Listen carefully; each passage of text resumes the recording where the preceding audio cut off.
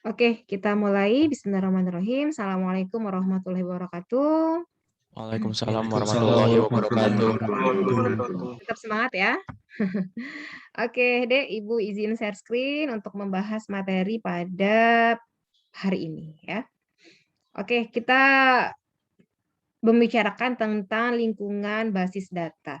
Manfaat adanya database itu sangat-sangat besar ya, Dek, ya. Artinya kalau kita sudah mempunyai data gitu ya, terus kemudian diproses menghasilkan informasi, itu kita bisa melakukan peramalan, memprediksi, tapi bukan meramalkan dalam arti menggunakan paranormal, tapi based on data. Ya, contoh yang paling mudah, saya punya misalnya data apa curah hujan ya 5 tahun terakhir. Nah itu nanti bisa diprediksi sama BMKG. Kira-kira tren yang akan ada di tahun depan seperti apa ya? Seperti itu ya. Kemudian misalnya kalian punya data, kalau sekarang mungkin lebih ke arah machine learning ya, kalau kalian pernah dengar, ada artificial intelligence, saya boleh gambarkan di sini ya. Kemudian ada machine learning, ada deep learning, pernah dengar istilah-istilah itu? Nanti yang interest ke arah sana ya, sekarang banyak banget pekerjaan yang membutuhkan hal tersebut, termasuk data science ya, bagaimana ilmu-ilmu tersebut mendukung untuk pengambilan keputusan dan untuk meramalkan atau memprediksi ya. Contohnya paling mudah gini deh. Era saat inilah ya, pandemi. Nah, pandemi ini bisa nggak diprediksi kapan berakhirnya? Kira-kira menurut kalian? Bisa nggak? Bisa aja sih, Bu. Bisa, Bu. Ya, Iya, bisa. Bu. Trennya kita bisa pantau sebenarnya ya, menggunakan metode-metode atau algoritma yang kemungkinan nanti kalau kalian sudah mempelajarinya di level jenjang lebih tinggi seperti S1, S2, S3 akan paham gitu ya bagaimana kok bisa orang itu memprediksi, meramalkan. Jadi tidak hanya kita bermainnya terhadap sistem informasi yang lebih ke arah CRUD ya. Kalau kita kan saat ini lebih ke arah CRUD. Apa itu CRUD? Create, read, update, delete. Tapi bagaimana penggunaan sistem cerdas. Nah, sistem cerdas ini kalau saya gambarkan ya, ini ada lingkaran, AI, artificial intelligence atau kecerdasan buatan itu umum. Ya, contohnya gini, kalau kalian mungkin pernah lihat robot ya, robot yang anak-anak kecil itu maju gitu ya, mundur ketika ditekan tombol atau yang suka main pesawat terbang gitu ya, dulunya. Oh, dia jalan. Nah, itu sebenarnya ada AI-nya gitu ya, tapi memang masih umum. Nah, machine learning itu ada di sini, Dek. Nah, gitu ya, saya singkat ML ya.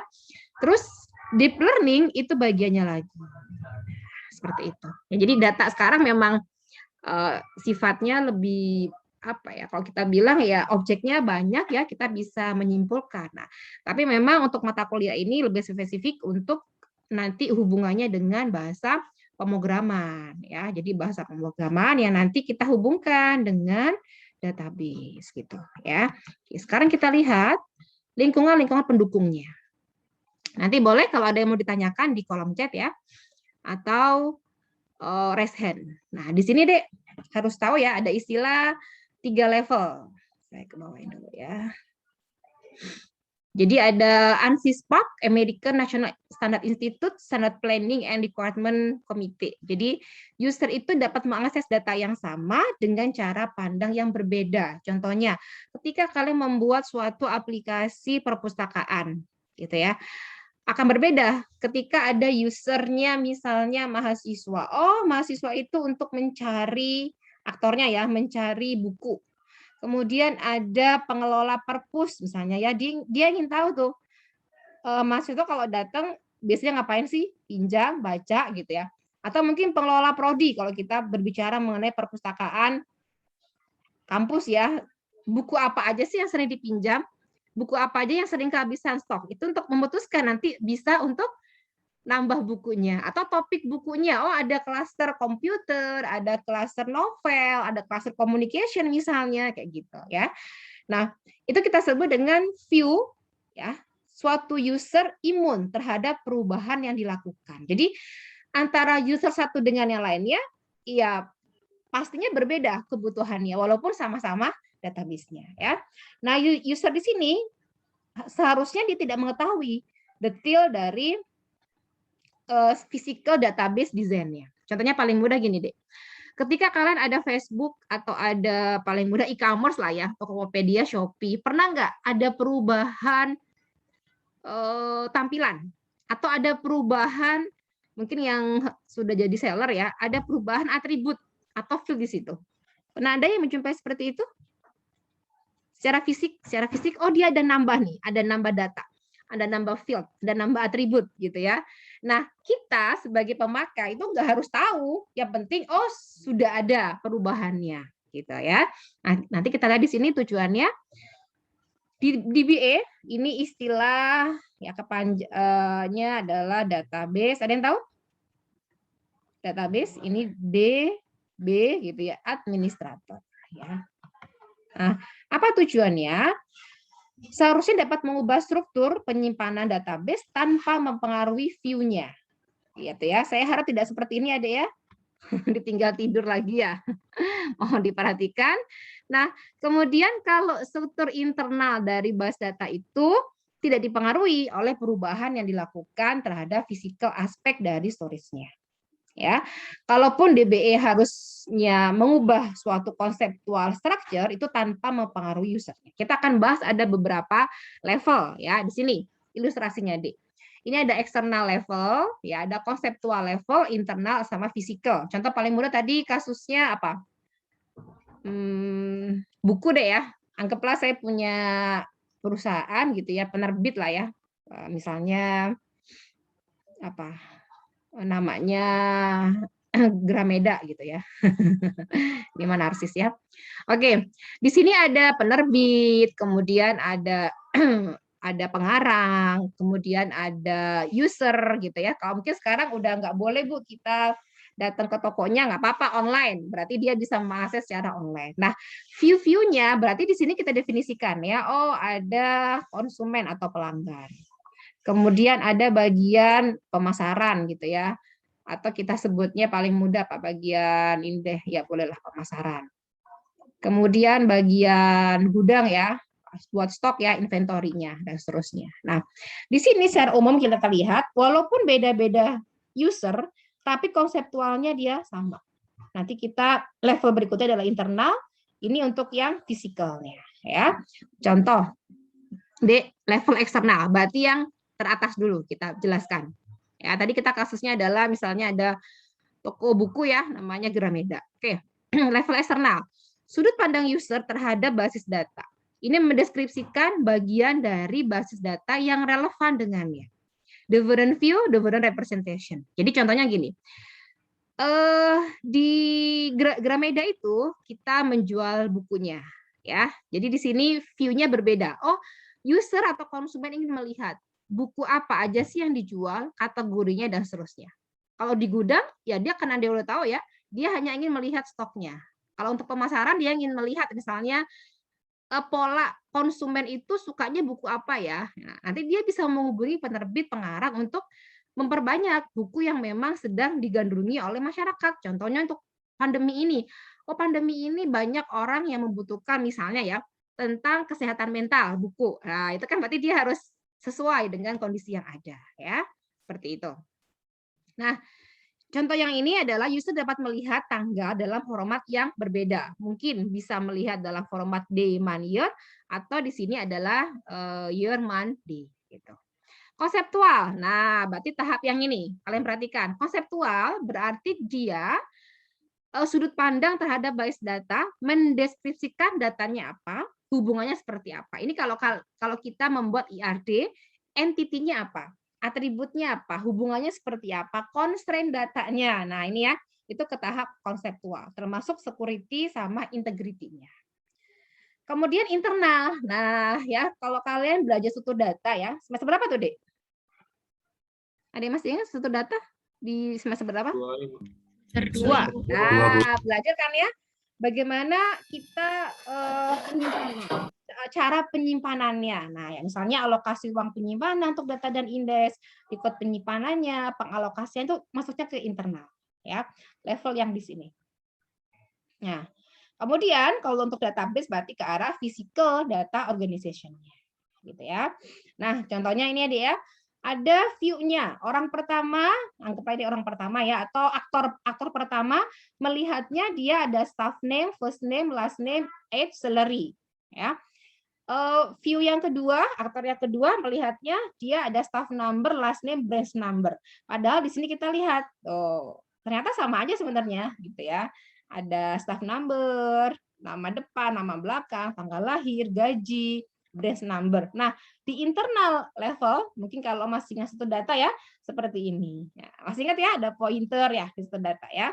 Ini untuk tipe datanya. Jadi data itu merupakan kalau dalam database ya berarti elemen yang memungkinkan untuk suatu tipe data. Ya. Oke. Nah, di sini tadi sudah ada 3 ya. Eksternal, tadi yang paling atas, konseptual, sama internal. Coba perhatikan lagi skemanya. Nah, ini. Ada eksternal paling atas, konseptual, sama internal. Nah, di sini harus harus tahan gitu ya. Kalau kita bilangnya harus dependent ya, harus independen, harus kuat gitu ya. Terhadap apa, Bu? Gitu ya. Nanti ada mappingnya. Mapping antara, kita lihat di sini ya. Tadi kan atasnya ada eksternal, konsep, sama internal. Nah, perhatikan, eksternal dengan konsep, kita sebutnya dengan logical data independence. Sedangkan konsep dengan internal, kita sebut dengan physical data independence. Seperti itu. Nah, artinya apa, Bu? Oke. Di sini tadi ada 2 ya. Ada logical, ya, ada physical, intinya untuk data independence, yaitu level yang lebih atas tidak akan dipengaruhi oleh perubahan di level bawahnya. Paling mudah logikanya kalau ada e-commerce, tiba-tiba ada tambahan atribut ya, itu dia tidak mengubah, kan nggak mungkin ya ketika Google atau apapun yang mengubah ada tulisannya under construction, maaf ada revisi perubahan gitu kan enggak ya, artinya si DB itu cerdas ya, dia bisa mengubah tanpa harus mempengaruhi level yang selanjutnya kayak gitu ya. Logical sama fisikal. Artinya apa? Kekebalan eksternal skema terhadap perubahan konsep. Nah, perhatikan, tadi kan kita punya 3 tuh, masih ingat? Tahapan yang paling atas adalah eksternal, kemudian yang kedua adalah konsep, yang ketiga adalah internal. Jadi yang atas ini kekebalannya ya, tetap kalau ada perubahan di konsep. Contohnya paling mudah gini, Bu, saya nambah entity ya, gitu. Misalkan ada entity tambahan C. Nah, di eksternal ya dia tetap bisa melihat dan nggak mungkin stop dulu ya penggunaan database-nya, soalnya saya mau mengubah entity-nya, nggak gitu.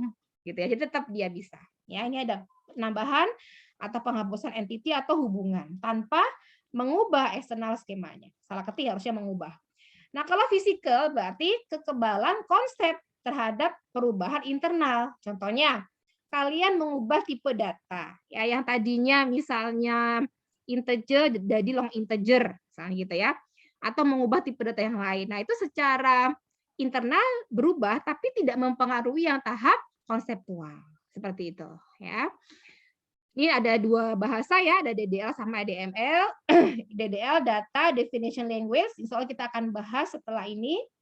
Kemudian DML Data Manipulation Language. Ya.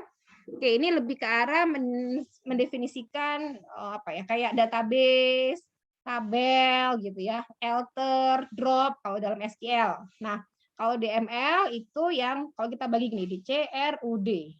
Nah, ya. Create ini masuknya ke DDL. Sedangkan read, update, delete masuknya ke DML. Gitu. Nah, ya. Warnanya agak ini ya. Nah, ada istilah sistem katalog. Jadi mirip ya. Kalau kita ibaratkan itu seperti kamus data atau data dictionary. Jadi di sini statement DDL yang terkumpul dalam tabel yang disimpan dalam suatu file. Nah, itu kita sebut dengan sistem katalog. Nah, untuk DML sendiri tadi ada 3 sebenarnya ya, ada DDL, tapi orang umumnya 2, ada DML, satu lagi DCL, Data Control Language. Ini definition, ini manipulation, ini control. Ya, untuk DML ya ini menyisipkan, nambahin data, update, modifikasi, retrieval, ini query-query yang misalkan select apa gitu ya, mengambil kembali. Contohnya saya punya database mahasiswa, kemudian saya ingin tahu nih kayak kemarin ya ada nilai.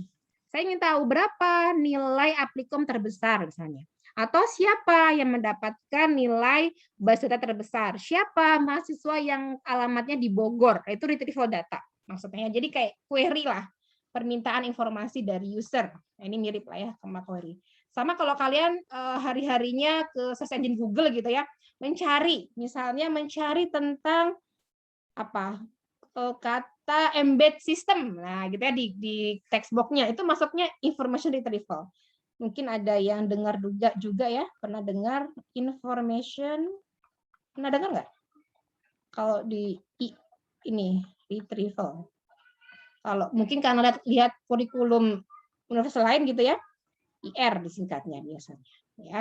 Kemudian delete atau hapus data, ya itu DML. Nah di sini DML terbagi menjadi dua, ada yang prosedural, ada yang non prosedural. Perbedaannya adalah kalau prosedural lebih ke arah how, bagaimana mendapatkan output. Kalau non prosedural, apa output yang didapat. Nah, kita belajarnya yang simple, gitu ya nanti ya. Jadi di sini bahasa yang digunakan untuk menspesifikasi dan mendapatkan data. Ya. Nah, kita lebih ke arah non prosedural. Ya, di sini DML. Jadi lebih ke arah apa sih, gitu ya. Dan datanya apa? Kita nggak perlu tahu struktur data dan algoritma, karena bahasanya kita bisa menggunakan yang paling mudah adalah SQL atau QBA. SQL adalah structure query language, gitu ya. Pernah dengar? Query language. Kemudian kalau QBA query by example.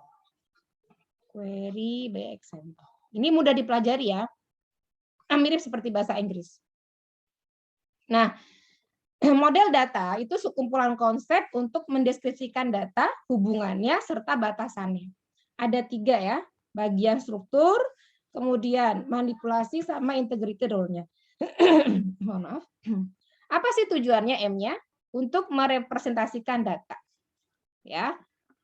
Oke, ini contohnya. Yang pertama relasional yang sudah kita pelajari. Intinya adalah ada kolom, ada baris. Nah, kayak gini ya.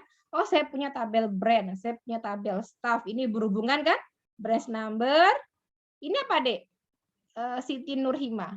Primary key atau foreign key yang saya centang ini? Siti Nurhima? Bisa dengar Ibu? Halo? Nggak ada? Oke. Dustin? Hadir, Bu. Ya. Ini primary atau foreign key yang saya centang? Itu foreign key, Bu. Ya, foreign key ya, foreign key. Nilainya diambil dari branch number di sini ya. Oke. Nah, yang kedua model data network. Oke, di sini kalian perhatikan kalau yang tadi adalah isinya kolom dan baris, ini network. Jadi per baris gini ya, misalkan kita lihat B05. Nah, B05 itu alamatnya di London, dia punya berapa staff? Oh, 2, Bu, yaitu John, ini ya, sama siapa? Julie. Nah, kalau di network, dia kayak gini deh. Nah, gitu ya. Lihat kan? Nah, di sini ada B05, dia langsung berhubungan. Oh, sama Julie sama John, kayak gitu ya. Kemudian hierarki, ada root-nya dia ya. Oke, sama kayak tadi ya, mirip dengan network. Nah, oh di sini dijelaskan dulu ada berapa cabang? 5 ya. 1 gitu ya. 2, 3, 4. Nah, yang nggak punya staff, ya dia sendiri kayak gini. B02 kan dia nggak punya staff ya. Ya, ini ada B02 Bu, staff apa branch-nya. Tapi kan dia nggak punya staff, ya udah, berarti dia stop di sini. Nah, selesai ya. Kalau ini dia ada anaknya lagi, kayak gitu. Ya. Kalau yang tadi di sini mirip ya. Kalau dia nggak punya, ya udah dia berdiri sendiri, gitu. Oke. Nah, fungsi DBMS nanti kalian akan belajar Postgre ya. Untuk DBMS-nya itu free. Nggak ini ya, free untuk yang DBMS Postgre-nya. Untuk menyimpan data, retrieval, update, user accessible katalog gitu ya. Kemudian transaction support. Nah, kemudian concurrency, control services, recovery ketika ada yang rusak. Kemudian menjamin user yang sesuai yang layak yang dapat mengakses database untuk communication sama integrity services. Itu ya, fungsinya banyak banget. Tapi kelemahannya ya mungkin lebih ke arah cost ya atau harga. Kemudian butuh apa kalau kita bilang mah pembuatannya di awal ya pasti butuh investasi yang lumayan gitu. Oke, tadi terkait sistem katalog ya. Ini ada tambahannya repositori dari informasi atau metadata yang menggambarkan data dalam suatu database. Biasanya apa yang tersimpan? Nama, tipe, size-nya, constraint gitu ya. Nama dari authorized user-nya, termasuk sampai ke usage statistiknya. Gitu. Nah, ini deh ya komponen DBMS. Mungkin harus kalian pahami ya bahwa ketika tersimpan ke sini, ini kan tersimpan nih. Saya pakai yang beda aja. Biar nggak sama-sama biru ya. Oke. Ini ya database-nya. Ini ada programmer deh yang buat. Ya, ini ada user yang melakukan query. Ini ada DBA yang membuat database skemanya. Ini masuk ke DBMS. Sini ya DBMS. Kalian perhatikan di situ. Oh, dari mulai programmer meng-create ya. Oh, ada DDL, DML ke sini. Kemudian ini hubungannya dua arah. Query prosesornya. Ini user bisa melakukan query permintaan informasi gitu ya kalau kita lihat di sini. Oh, ini ada membuat code-code-nya. Database manager nanti dia berhubungan dengan file manajernya. Nah, sebelum masuk ke database dia berhubungan dengan metode aksesnya, sistem buffer kayak gitu. Jadi nggak ujuk-ujuk langsung gitu ya. Ini skemanya. Oke. Minimal tahu ya. Kemudian arsitektur DBMS multi-user ya, ada teleprocessing, ada file server, ada client server di sini. Nah, untuk teleprocessing, ini mainframe tunggal dihubungkan dengan sejumlah terminal. Nah, kecenderungannya memang downsizing. Ya, kalau file server di sini, base datanya disimpan di file server. Nah, DBMS-nya sama aplikasinya berjalan di setiap workstation. Ya, ini kerugiannya traffic. Network, copy DBMS setiap workstation gitu ya. Tapi file server ini sebenarnya nanti kita bisa gunakan mirip gitu ya seperti blockchain. Mungkin pernah tahu ya. Mirip-mirip ininya. Pernah tahu deh blockchain? Nah, ya. Jadi dia masing-masing terminalnya usernya itu punya sendiri-sendiri. Jadi ketika nanti ada yang merubah, ada yang mengubah itu ketahuan gitu ya. Jadi nggak mungkin ada kecurangan di situ. Nah, untuk client server di sini terpusat ya, seperti ini. Jadi ada ini client 1, 2, 3, ini database-nya, kemudian ada server ya dengan DBMS-nya, kemudian dihubungkan dengan WAN-nya. Kayak gitu. Nah, di sini ada istilah ya, ada 2-tier sama 3-tier. Nah, bedanya apa? Dilihat untuk yang dua lapisan ini ya, jadi di sini ada client sama database server. Nah, pekerjaannya yang sini user interface, ini kurang ya, main process dan data processing, banyak yang hilang ya, logic. Kemudian di yang kedua ya second tier-nya ada server set validation sama database aksesnya. Nah, kalau 3-tier, nah di sini dipisahkan deh yang tadi digabungkan di sisi atas ya, ini dibagi ya prosesnya. Yang tengah ini business logic sama data processing logic untuk application server, database servernya ada validation sama database access. Ini lebih enak sebenarnya ya. Jadi enggak bebannya di satu sisi gitu. Nah, kemudian ada istilah OLTP sama OLAP ya. SES sama OLAP. OLAP-nya ada di bawah sini ya. Nah. Online transaction processing. Satu lagi online analytical atau analysis processing. Jadi gini, contohnya untuk yang kalau kalian misalnya pakai mobile banking, nah ya pakai m-banking, m-banking atau internet banking, kita bisa apa aja deh misalnya? Transaksi yang bisa kita lakukan apa, Bambang? Apa misalnya? Di apa Bu tadi? Di m-banking atau internet banking bisa menarik transfer. Oke, good. Oke, terus apa lagi? Cek saldo. Cek saldo ya, ini kan yang kita bisa lakukan ya. Terus ya kan cek saldo, terus transfer apa lagi kira-kira? Ganti PIN. Ganti PIN. Oke. Terus apa lagi? Bayaran, Bu. Payment, Bu. E-payment, Bu. Oke, payment. Sekarang banyak banget ya aplikasi-aplikasi payment yang nggak hanya via m-banking ya. Kayak Dana, OVO, apalagi deh. GoPay, terus itu beberapa aplikasi payment ya. Nah, ganti PIN. Nah, perhatikan deh. Transfer cek saldo ganti PIN ini itu sifatnya harian atau tahunan biasanya. Kayak transfer cek saldo gitu. Sifatnya apa? Kalau yang OLTP itu transaction-nya biasanya ya harian atau mingguan, artinya sering dilakukan tapi kecil. Nah, ini ya kata kuncinya ya. Dia sering dilakukan tapi prosesnya itu sedikit gitu, kecil. Nah, ini untuk yang kecil ya, untuk yang OLTP. Nah, OLAP ini jarang dilakukan, ya jarang, tapi dia analisis mainnya gitu. Besar, datanya data besar.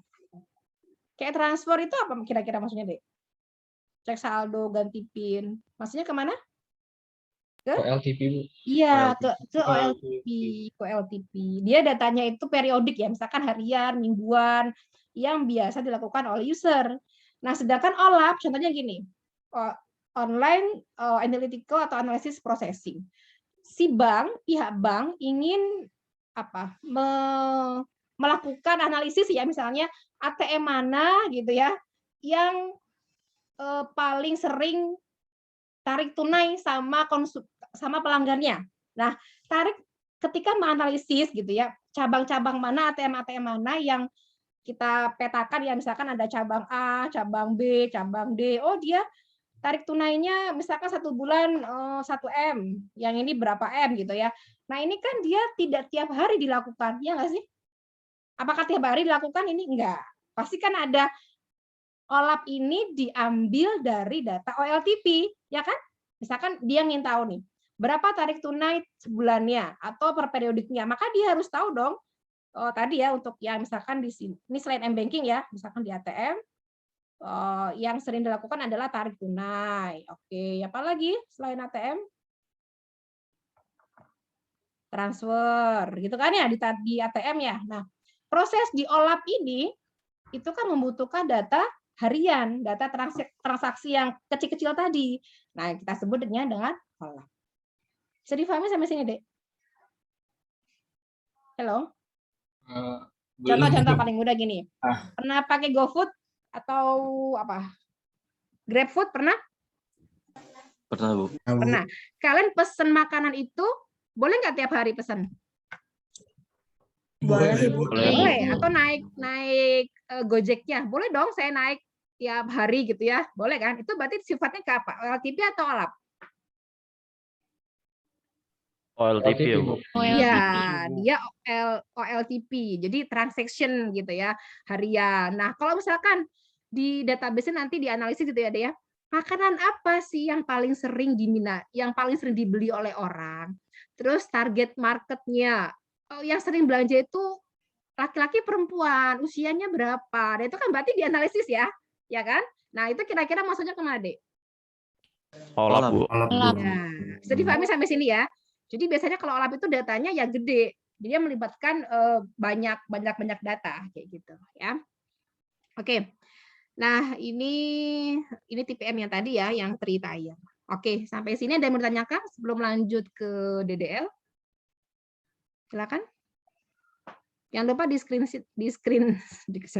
screenshot ya, mutasi. Oke, tadi. Nah, kebayang ya deh ya. Jadi manfaat database itu kalau kita udah tahu luar biasa.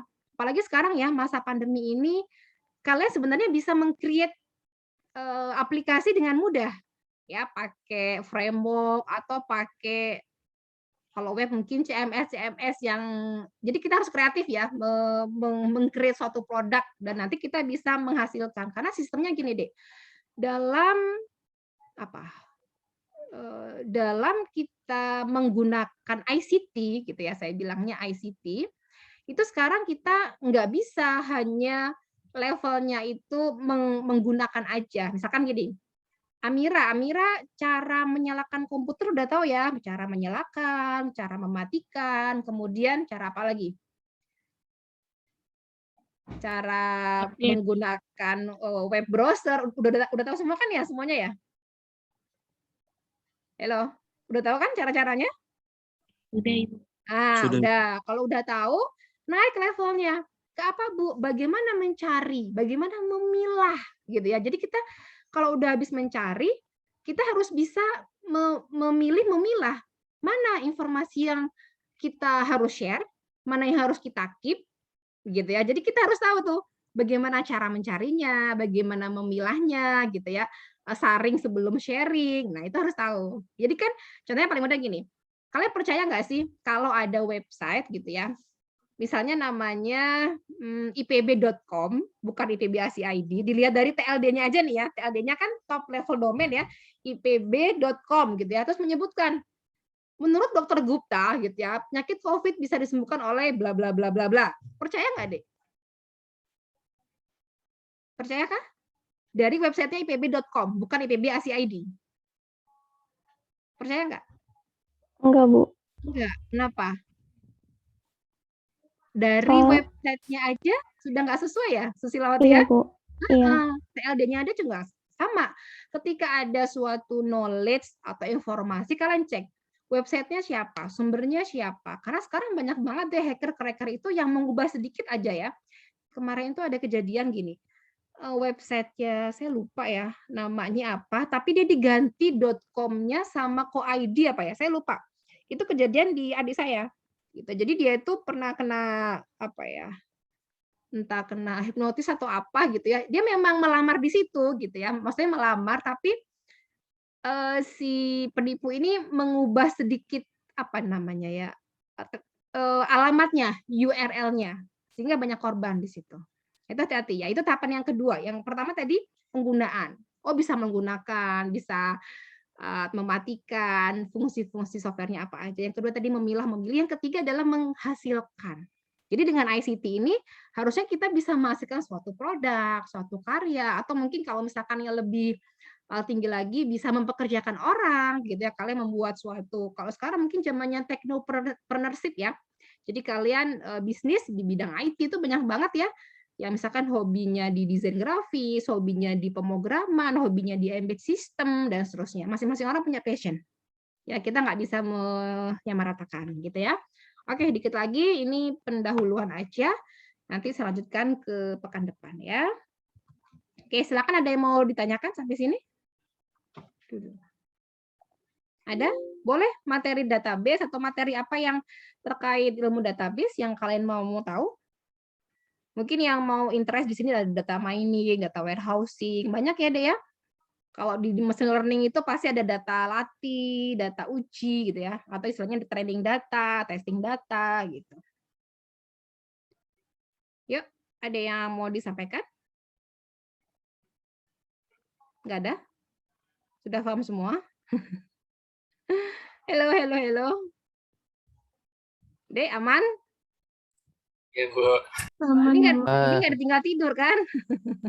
Tidak. Paham ya materinya ya? Oke. Kalau kuliah saya nggak banyak ngasih tugas mungkin ya. Atau mau dikasih tugas. Saya tahu kalian tugasnya udah banyak gitu ya. Sesekali ya saya ngasih tugas aja. Tapi tidak tiap pertemuan ya. Tugasnya itu apa yang kemarin apa yang kuliah? Konseptual, logical, physical ya. Itu dikumpulkan saat apa kemarin? UTS ya? Biar kalian ada ini. Baca ya. Oke. Sudah terlihat PPT saya? Udah? Udah, Bu. Udah, Bu. Ya, sekarang kita membicarakan SQL, DDL ya.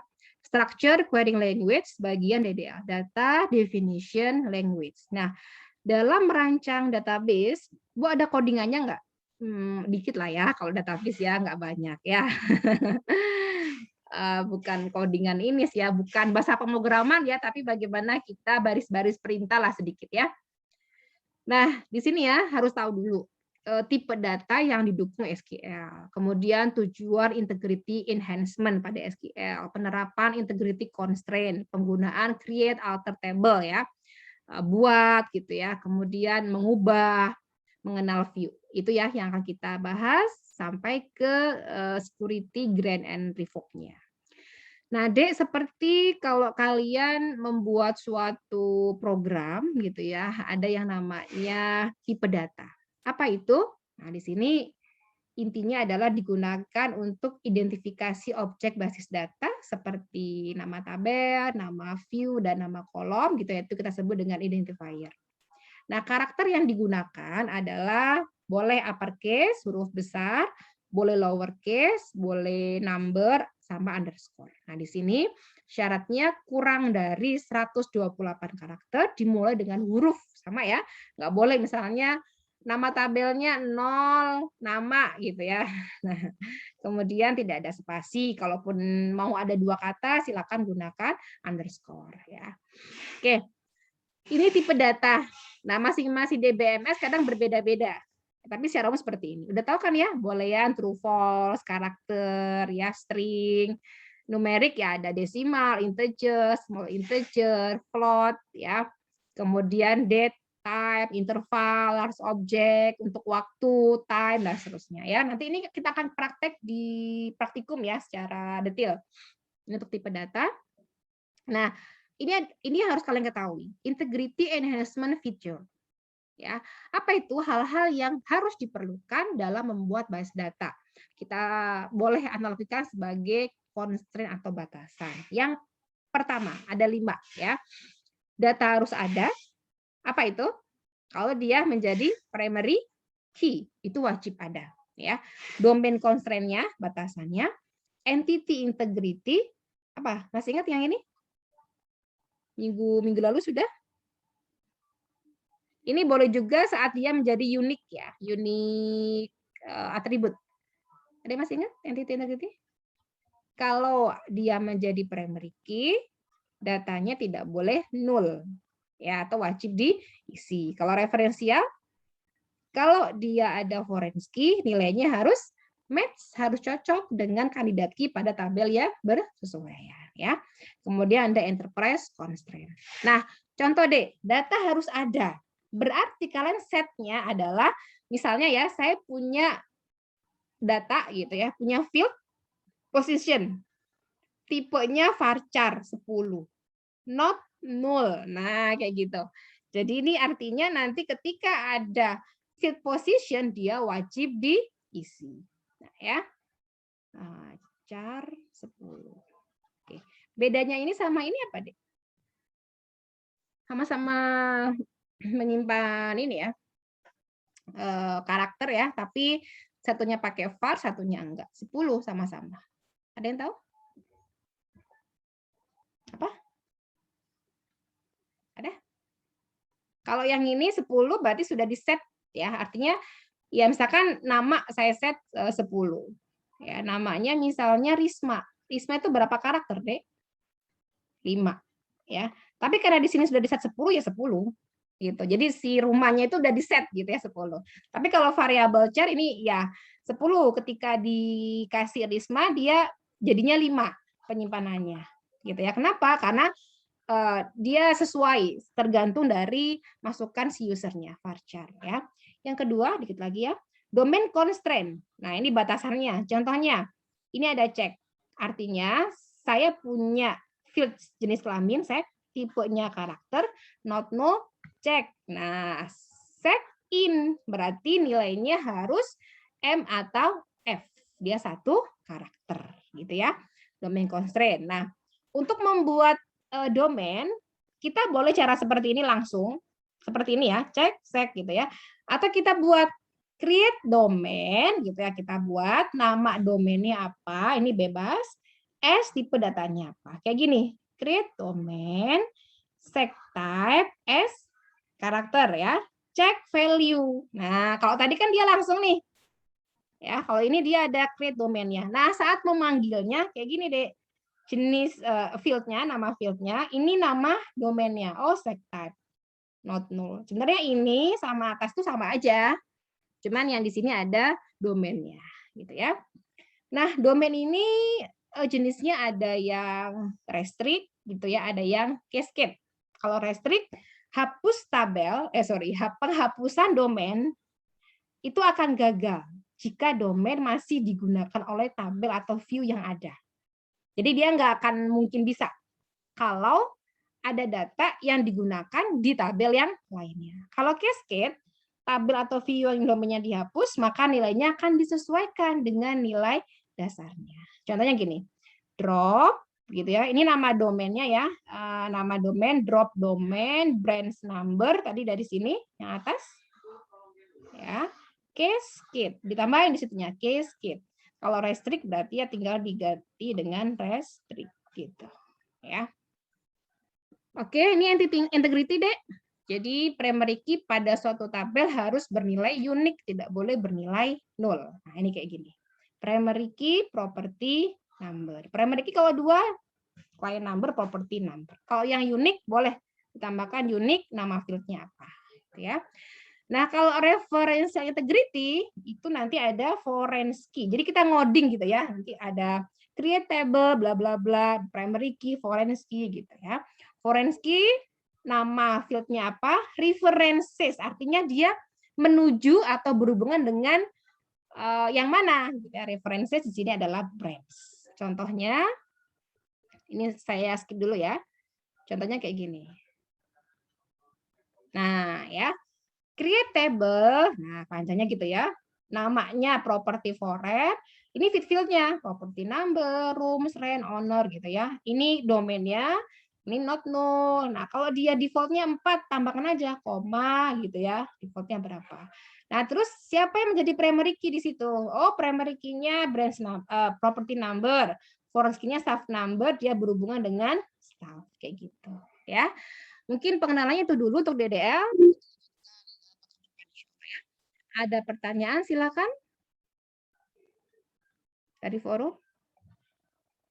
Nah, nanti setelah UTS sudah mulai ini ya, apa teh namanya? Menuliskan baris-baris perintah. Nah, ya kalau yang UTS mungkin lebih ke arah analisis dan seterusnya. Untuk yang habis ini ya mungkin pertemuan minggu ini kita lebih ke arah teknis ya. Jadi bagaimana membuat tabel di Postgres, kemudian memasukkan datanya, kita membuat query-nya, select from, where, misalkan ada group by, dan seterusnya. Gitu ya. Oke. Cukup ya sampai sini ya. Ini akan saya screenshot ya untuk bukti. Berarti yang hadir nanti harusnya orang-orang ini. Ya, sampai sekarang ada 80. Nah, saya screenshot dulu ya. Namanya ada. Oke. Sudah saya screenshot, ada 4 slide. Nanti yang boleh presensi ya 4 orang ini, kecuali kalau ada kendala jaringan, wapri ke saya. Ya, oke, saya tutup. Terima kasih. Assalamualaikum warahmatullahi wabarakatuh. Waalaikumsalam. Waalaikumsalam. Ya, izinkan meeting on. Kalau ada pertanyaan boleh disampaikan di grup ya. Baik, Ibu. Baik, Bu. Terima kasih. Assalamualaikum warahmatullahi wabarakatuh.